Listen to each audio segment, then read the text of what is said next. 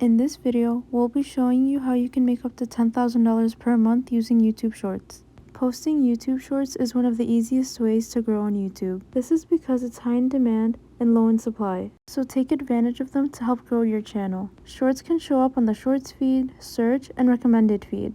This means you can get more reach, more views, and more subscribers. Shorts take less time to make than a YouTube video, which means that you can post multiple times a day.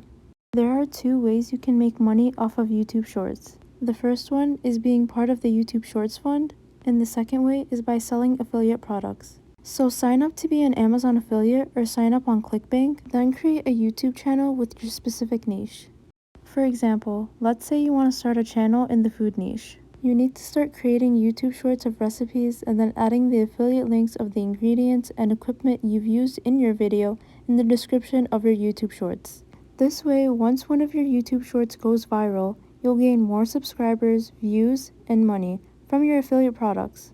Shorts is also a good way to experiment your content to see if your audience likes a specific topic you're talking about. So if a specific Shorts goes viral, then you should make the same types of videos with the same topic but in a different way to build your audience. Thanks for watching.